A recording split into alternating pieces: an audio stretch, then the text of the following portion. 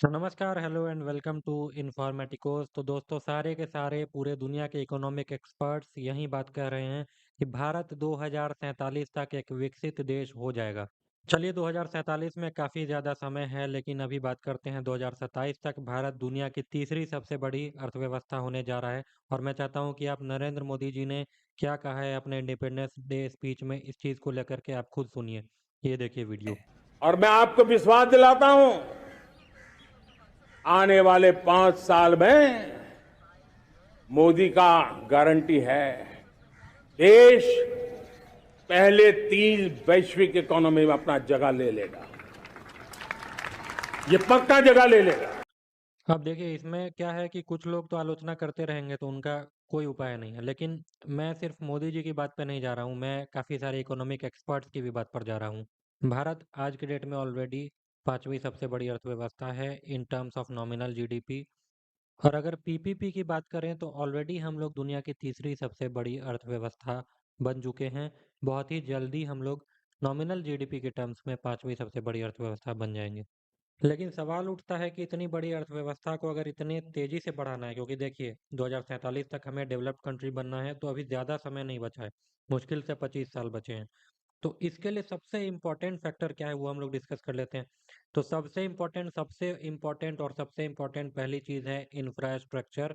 सो बिना इंफ्रास्ट्रक्चर के आप लोग डेवलपमेंट का सोच भी नहीं सकते हैं, क्योंकि आपको इंडस्ट्रीज लगाना है तो आपको उसके लिए ट्रांसपोर्ट चाहिए होगा। और इतनी भारी अर्थव्यवस्था के लिए जब ट्रांसपोर्ट बढ़ने लगेंगे तो उसको संभालने के लिए आपके पास कैपेसिटी होनी चाहिए। नहीं तो कोई भी इंडस्ट्री आपके यहाँ आकर के नहीं लगाएगा, क्योंकि ट्रांजिट कॉस्ट जैसे ही इन कंपनीज का बढ़ेगा वो लोग दूसरे देश में शिफ्ट होने का प्रयास करेंगे। और देखा जाए तो भारत की जो पॉपुलेशन डेंसिटी है वो कई देशों से ज़्यादा भी है। ऐसे में कोई भी नहीं चाहेगा कि ट्रांसपोर्ट में ही उनका सारा पैसा वेस्ट हो जाए।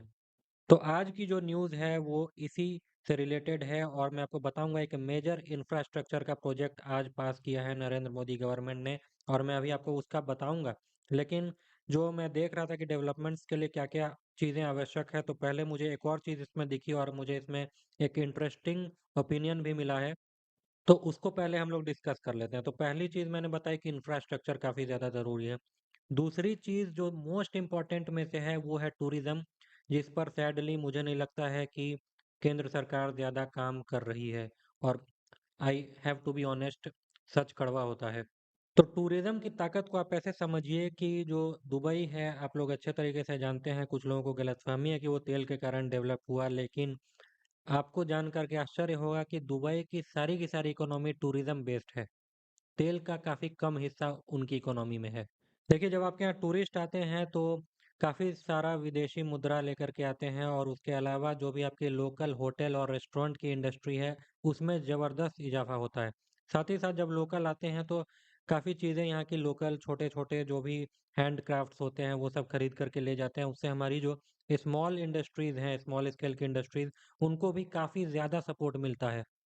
अच्छा, यहाँ पर एक चीज़ मैं क्लियर कर दूँ कि सिर्फ फॉरेन टूरिस्ट से ही ऐसा नहीं होता है। लोकल टूरिस्ट का भी जब आना-जाना होता है तो होटल इंडस्ट्री और ट्रांसपोर्ट इंडस्ट्री, इसके साथ ही साथ जो भी आपके हॉलिडे वाली जो भी इंडस्ट्रीज़ हैं, for example ease my trip या अन्य इंडस्ट्रीज़ हैं जो कि ट्रांसपोर्ट्स को फैसिलिटेट करती हैं, हॉलिडे को फैसिलिटेट करती हैं, उनके थ्रू एम्प्लॉयमेंट काफ़ी ज़्यादा जनरेट होता है।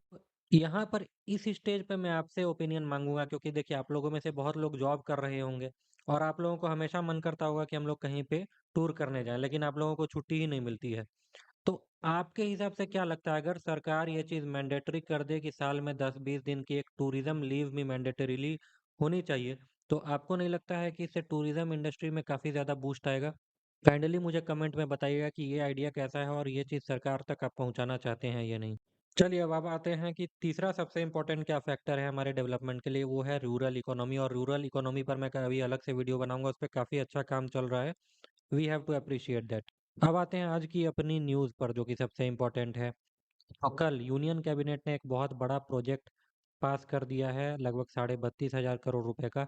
तो इस प्रोजेक्ट में लगभग 7 रेलवे प्रोजेक्ट्स आने वाले हैं, और इसमें लगभग 2339 किलोमीटर रेलवे का नेटवर्क ऐड होगा। अब देखिए, मैं पहले ही आपको बता रहा था ये सारी चीज़ इंफ्रास्ट्रक्चर में काउंट होती है।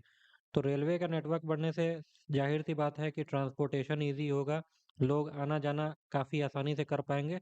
और जो फ्रेट होता है, यानी कि वो तो खैर अलग बात है कि डेडिकेटेड फ्रेट कॉरिडोर भी बन रहा है, लेकिन जब ट्रैक्स बनते हैं तो उस पर मालवाहक गाड़ियां भी चलती हैं।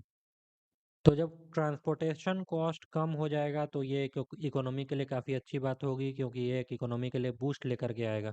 बताया जा रहा है कि ये सारे के सारे प्रोजेक्ट्स उत्तर प्रदेश, बिहार, तेलंगाना, गुजरात, उड़ीसा और वेस्ट बंगाल में शुरू होने वाले हैं।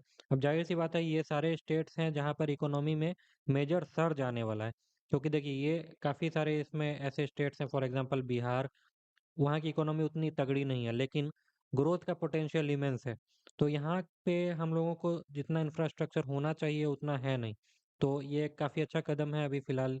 जैसे इंफ्रास्ट्रक्चर बढ़ेगा तो देश का जो भी पिछड़ा राज्य है वहाँ पर इकोनॉमी बढ़े, ये काफ़ी अच्छा एक स्टेप होगा।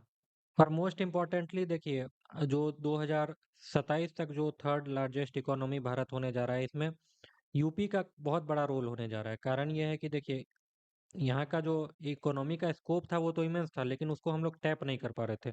लेकिन बताया जा रहा है कि यूपी अकेला $1 ट्रिलियन की इकोनॉमी पार कर जाएगा। और ऑफ कोर्स यूपी से सटा हुआ बिहार है, तो कुछ ना कुछ फायदा बिहार में भी स्पिल ओवर होगा। खैर, आपका क्या कहना है इस वीडियो पर, काइंडली मुझे कमेंट में बताइएगा। और साथ ही साथ जो मैंने पूछा था आपसे एक सवाल कि टूरिज्म पर क्या सरकार को एक ऑफिशियल लीव अनाउंस कर देना चाहिए कि टूरिज्म लीव मैंडेटरी रहे, ताकि लोग टूरिज्म में खर्च करें और ये इंडस्ट्री काफ़ी ज़्यादा बढ़े।